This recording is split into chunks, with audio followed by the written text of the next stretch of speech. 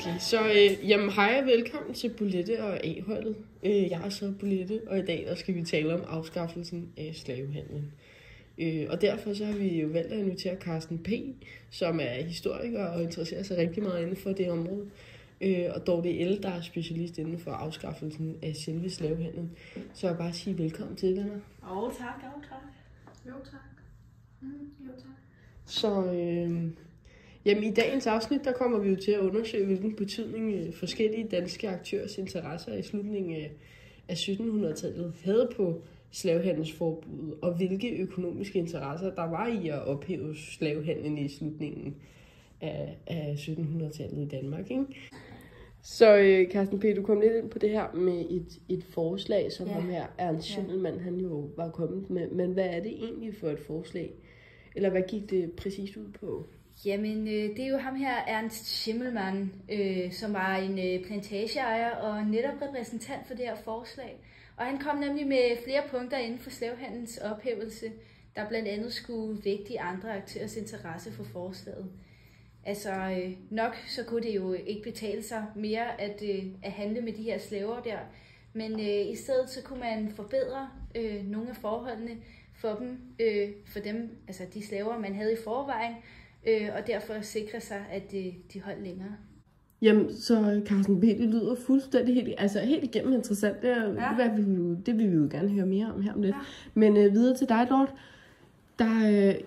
Hvad har du at sige til det her emne, faktisk? Ja. Videre på det, Carsten P. han snakkede om. Altså, det var jo, der var også den her tabel, som den forhenværende museumsinspektør Kåre Laurings, han har sat ud. Jeg er lige nødt til at spørge, var det ham med affæren? Hvad er det for et spørgsmål? Hvad er det? Jamen, det er ikke lyst til at udtale mig om. Jamen, det er fordi, vi er sponsoreret af Ekstrabladet, skal du. Så jeg er jo nødt til at spørge. Det udtaler jeg mig altså ikke om. Jeg er blevet inviteret her på professionelt på vis, altså. Jamen, så den tabel, den snakkede lidt om indtægter og udgifter, og hvordan det sådan ikke rigtig kunne svare sig, fordi der var så stort et tab i det der slaveri. Kåre, han var meget i dybden med den, og... Undskyld mig, jeg er lige nødt til at stoppe hurtigt. Ja, var det ham med affæren? Christian den 7.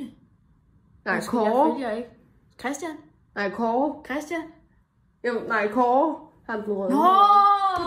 Kåre! Ja, Kåre. Nå, det var jo et totalt sidespor, men tilbage til emnet.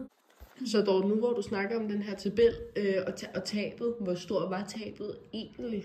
Det økonomiske tab var meget stort. Det kunne ikke svare sig. Ja, men det er jo rigtigt, men trods det så var Ernst og andre plantageejere dengang, de var ikke så meget for at slippe det her slaveri her. Man mente ikke, at de var uddannet nok, altså de her slaver, og at de kun havde lært dårlige træk som skyderi af hinanden, og at de ikke var civiliseret nok til at kunne klare dem selv. Nå, men det var jo mega spændende og interessant at høre lidt mere om det her emne. Og jeg glæder mig til at se jer næste uge, hvor vi har mere om det her. Og så noget med selve fragten af slaver. Men det tager vi næste gang. Så tusind tak, fordi I mødte det her. Så tak.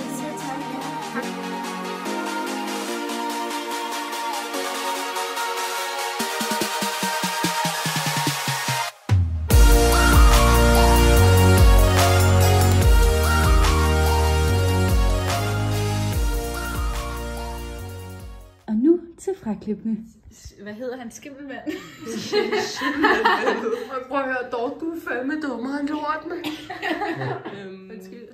Ja, det er faktisk overhovedet ikke okay. Nej, han var altså en plantage og netop repræsentant for det her forslag. Nå, men altså, som man jo siger, Carsten P.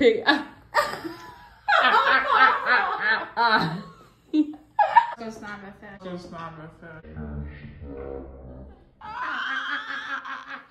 Nå, tak for i dag. Nej, det er marmor!